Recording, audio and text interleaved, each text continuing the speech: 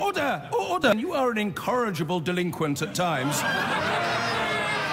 Behave yourself, man!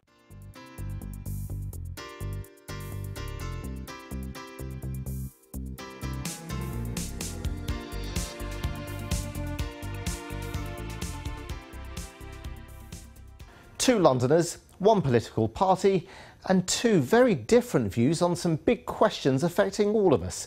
Today, Jeremy Corbyn said he'd prefer a general election rather than having another referendum over Brexit.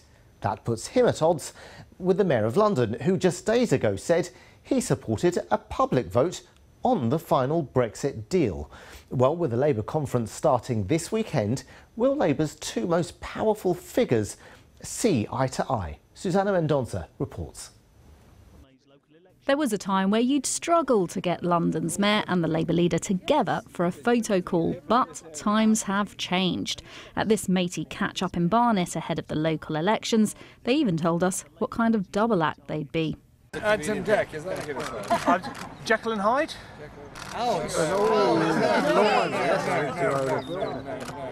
Well, Jekyll and Hyde was, of course, one. I thought Starsky and Hutch. But there are still clear dividing lines between them, not least on Brexit, where the Labour leader isn't speaking out for another public vote on the final deal. We think the issue is then best resolved by holding another general election. That's not what the Mayor of London thinks. What's clear to me is there are two options, either a bad deal or no deal. In those circumstances, the British public should have a say, including the option of staying in the EU.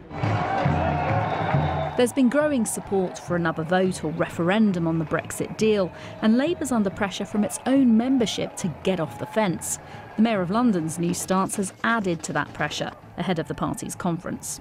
Do you think it's helpful to you to have Sadiq Khan saying that he supports the idea of another referendum, considering that that can be used and it has been used by Theresa May to basically say that this is Labour not honouring the outcome of the referendum that we had in 2016?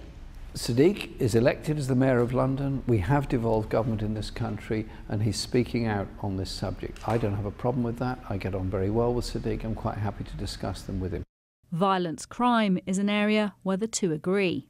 The latest in more than 100 violent deaths in the capital came close to home for the Labour leader this week, but he thinks the Mayor is doing a good job. We had yet another knife murder in my constituency yesterday, and he is adopting a public health approach. I think the problem he had was underfunding and therefore the cuts in police numbers. He has managed to find some more money to employ some more officers, but we still had an overall reduction. Then there's the party conference, where it'll be clear who's boss. Ask Sadiq Khan, Mayor of London, to address us. No, not the Mayor. He might have managed to fight his way onto the billing last year, but this time round, Sadiq Khan isn't getting an official speaking slot. Would you like to see the Mayor of London speak, because he represents the biggest city in the country? Listen, I'm very happy for Sadiq to speak. I'm very happy for the mayors of Liverpool and Manchester, Bristol and so on, all to speak. But we can't have every mayor every year speaking at the conference. Don't worry, Sadiq will be speaking at conferences. He's going to be there in Liverpool, and I'm sure there's plenty of platforms that he's going to be speaking on.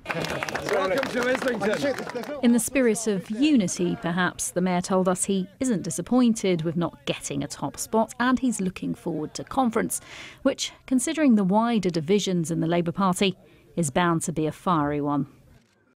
Susanna, there's going to be a lot to talk about at this conference. Yeah, very much so. Of course, Brexit, the overarching issue, and we've touched on it there, but also anti-Semitism, the row in Labour about that, and also the row about deselecting MPs and whether or not the rules should be changed. Now, on anti-Semitism, Labour have said that they've taken on the internationally recognised definition of anti-Semitism, and so they feel that the problem's been dealt with. But of course, that was something that was bubbling through the summer, and a lot of Labour MPs here in London very unhappy about it and thinking that the party's still not doing enough to deal with the particular cases that are being investigated, in particular Margaret Hodge, the Barking MP, who of course said that she thought that Jeremy Corbyn himself was the problem. Well, I put that to the Labour leader today, and he insisted that he is somebody who wants to fight anti-Semitism and he wants to get the party behind him. I organised a very large demonstration against the National Front in Wood Green in 1977. My whole life has been spent on this.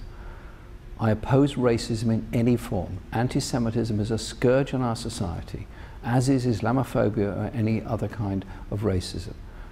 I've challenged it, I challenge it, my party challenges it, and we challenge it within our society. We need to come together on these issues. Now, another key issue is this issue around how Labour MPs get selected. Now, there's a real move, certainly within those in the left wing of the party, the Momentum Group, who are basically calling for a change in the rules. We know that the NEC, Labour's governing body, is going to be looking at that over this weekend. Now, the Labour Party are very much keeping quiet about, kind of what they would want on that. Jeremy Corbyn not being clear on that. But certainly there are a lot of Labour MPs here in London who are worried about that. Joan Ryan, for example, she had a vote of no confidence in her. She could be targeted. We'll see. Basena Mendonça, thanks very much indeed for that.